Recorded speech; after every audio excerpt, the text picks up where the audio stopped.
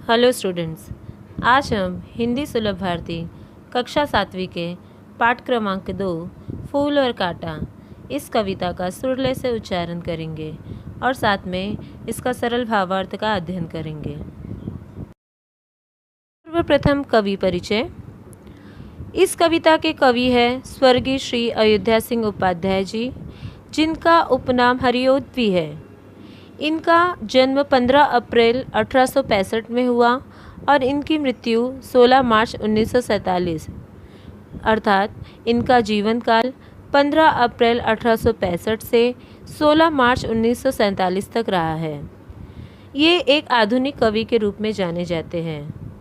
हिंदी साहित्य के एक सुप्रसिद्ध साहित्यकार का जन्म उत्तर प्रदेश के आजमगढ़ जिले में निजामाबाद नामक स्थान में हुआ। ये हिंदी साहित्य सम्मेलन के सभापति रह चुके हैं और विद्या वाचस्पति की उपाधि से सम्मानित किए गए हैं। प्रिय प्रवास इनकी प्रसिद्ध रचना है।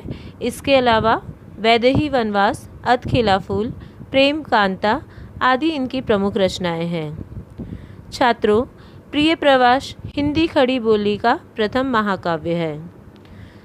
मैं आपसे यह भी बताना चाहती हूँ, खड़ी बोली का अर्थ होता है वह भाषा जो मानक हिंदी का पूर्व रूप है, जिसमें संस्कृत शब्द की बहुलता करके वर्तमान हिंदी भाषा की सृष्टि हुई है।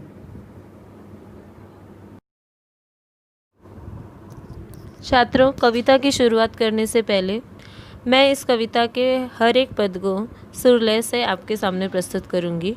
उम्मीद है आप भी घर पे इस कविता को उसी तरह से रसोच्चारण करके उसे याद करेंगे। कविता का पहला पद कुछ इस प्रकार से है जन्म लेते जगह में एक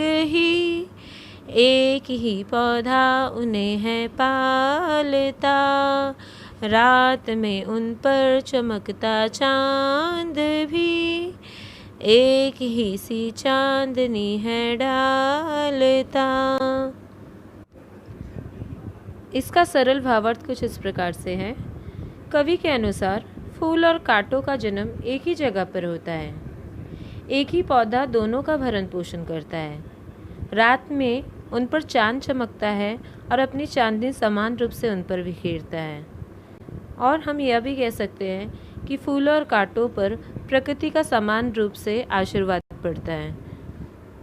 उसके ऊपर सूर्य की धूप, रात की चांदनी एक समान रूप से पड़ती है।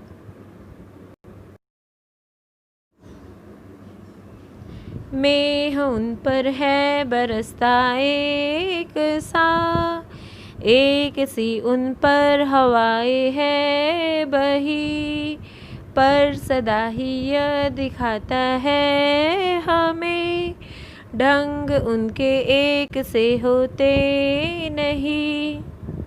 छात्रों, ये कविता का दूसरा पद है। मेह का अर्थ होता है बादल। कवि के अनुसार बादल उन पर समान रूप से अपना जल बरसाता है। उस पौधे पर जिसमें फूल और कांटे दोनों एक साथ में हैं, हवाएं उन दोनों पर एक जैसी ही बहती है। इस तरह एक ही परिवेश में बढ़ने वाले ये दोनों फिर भी एक जैसे नहीं होते हैं। दोनों का व्यवहार बिल्कुल अलग अलग होता है।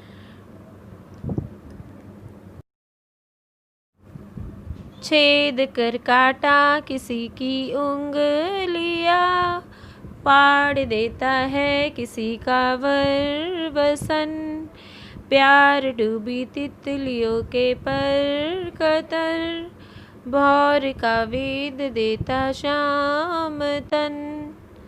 बच्चों, इस पद में वर का अर्थ है सुंदर, वसन का अर्थ होता है कपड़ा या वस्त्र, पर का अर्थ है पंख और श्याम का अर्थ है यहाँ पे सांवला। इस पद में कवि के अनुसार वह कहना चाहते हैं कि कांटा का व्यवहार इस तरह से अलग ढंग का होता है जिससे हमें पता चलता है कि वह किस तरह से दूसरों को नुकसान पहुंचा रहा है। जैसे कांटा किसी की उंगलियों को छेद कर लहूलुहान कर देता है, तो किसी के सुंदर वस्त्र को फाड़ देता है, प्यारी प्यारी तितलियों के पंख को वो कतर देता है और भौरे के श्यामल शरीर को भी छेद कर घायल कर देता है। इस प्रकार कांटे के व्यवहार को कवि ने हमारे सामने दर्शाया है।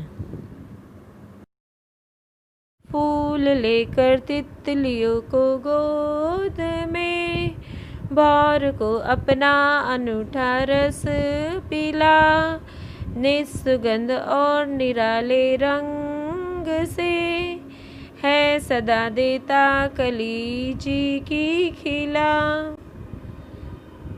बच्चों, ये कविता का चौथा पद है, जिसमें अनूठा का अर्थ है मधुर, जी का अर्थ है मन। कवि के अनुसार जहाँ पर कांटा दूसरों की उंगलियों को छेदता है, तितलियों के पंख कतर देता है, पर यहाँ पर उन्होंने फूल की प्रशंसा की है। उन्होंने कहा है कि फूल तितलियों को अपने गोद में लेता है, भौरों को अपना मधुर रस पिलाता है। मधुर रस का अर्थ होता है शहद। और कांटे के बिल्कुल विपरीत होते हुए भी फूल अपनी सुंदरता से, अपने रंग के आकर्षण से लोगों को खुशियाँ देता है। तो अपनी सुगंध और सुंदर आकर्षण रंग से वो सभी को खुश कर देता है। इस तरह से फूल का व्यवहार यहाँ पर कवि ने हमारे सामने दर्शाया है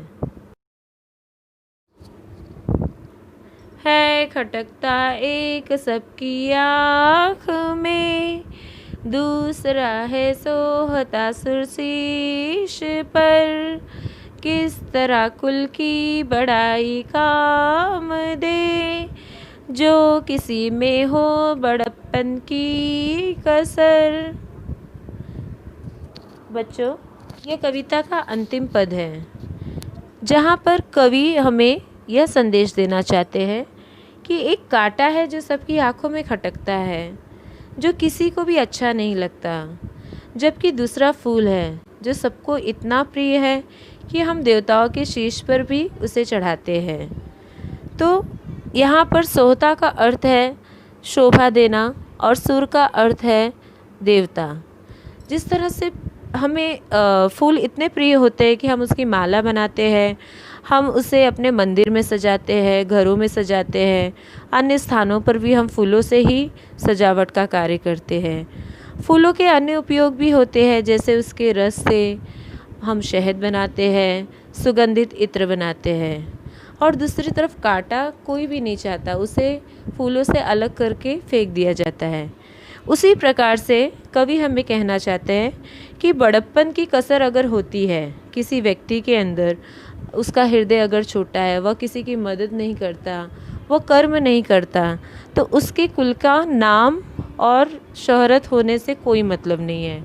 अगर वो किसी बड़े कुल का, बड़े ख़ानदान का व्यक्ति है, उसके बाद भी अगर उसका हृदय छोटा है, वह किसी की सहायता नहीं करता, वह कोई कर्म नहीं करता, वह मानव जाति का कल्याण नहीं करता, तो उसके कुल और ख़ानदान की बड़ाई करके कोई मतलब नहीं होता।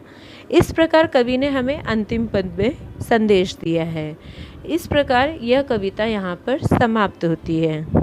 तो मुझे उम्मीद है आप लोगों को यह कविता अच्छी तरह से सुरलय से मैंने समझाया है, सिखाया है, और इसके भावार्थ को भी मैंने सरल अर्थों में आपके सामने प्रस्तुत किया है।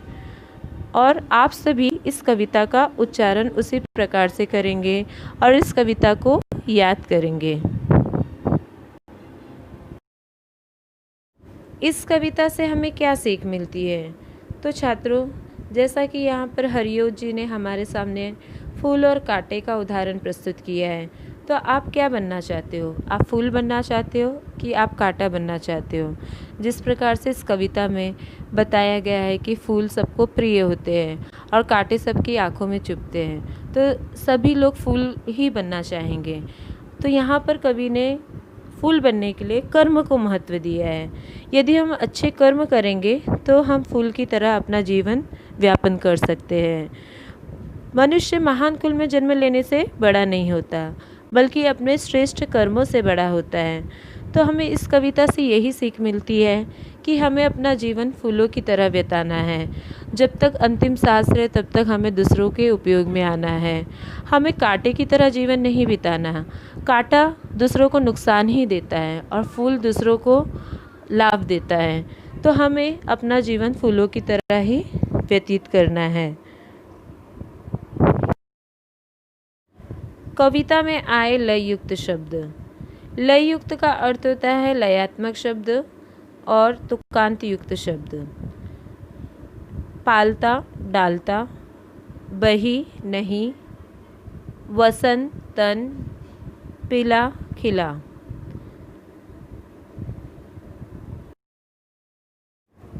कविता में आए कुछ कठिन शब्द।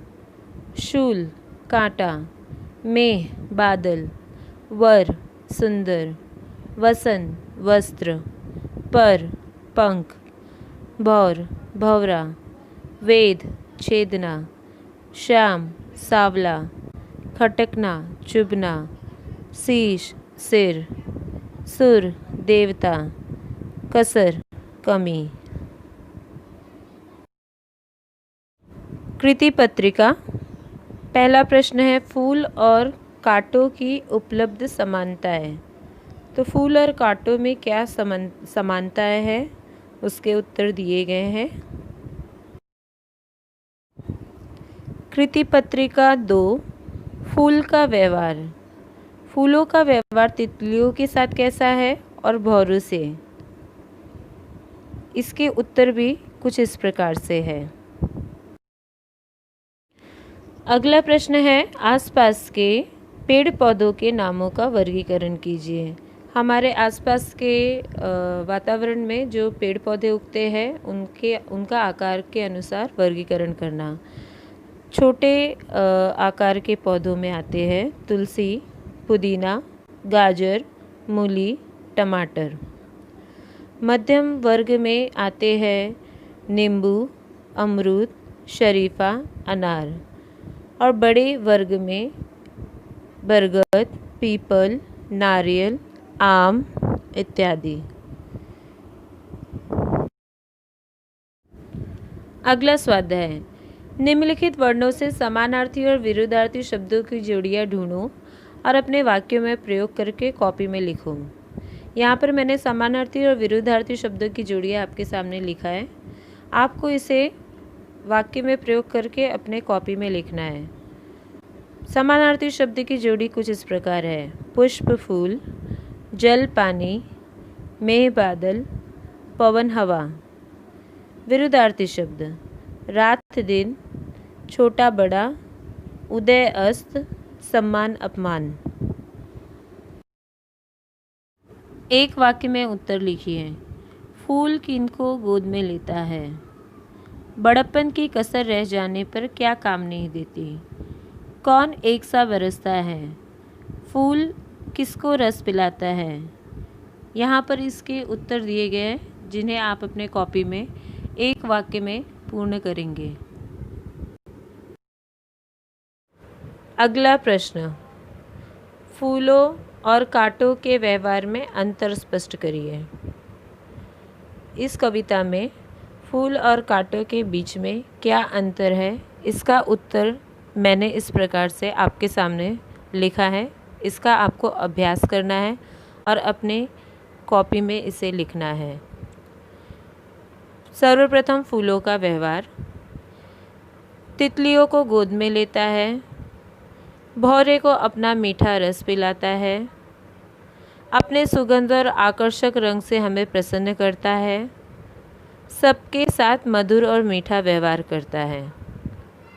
अब कांटों का व्यवहार। उत्तर तितलियों के पर कतरता है।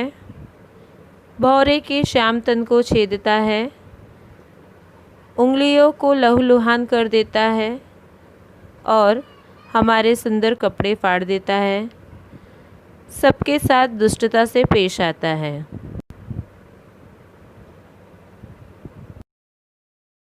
अंत में आपको गृह कार्य के रूप में सहमत अभिव्यक्ति का एक प्रश्न दिया जा रहा है।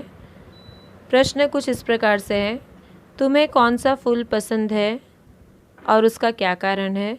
निम्नलिखित मुद्दों के आधार पर बताइए। फूल का नाम, उपयोग, गंध। इन मुद्दों के आधार पर आप बताएंगे कि आपका पसंदीदा फूल क्या है, उस फूल का नाम और उसकी क्या उपयोगिता है, उसकी विशेषताएं क्या है।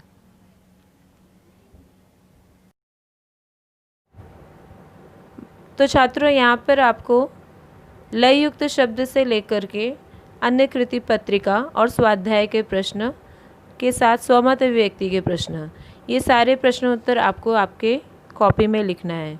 यह आपका गृह कार्य है, इसे आप पूर्ण करिए और साथ में ही कविता का सुर लय से उच्चारण करके कविता को याद करिए, उसे भी अपने कॉपी में लिखिए।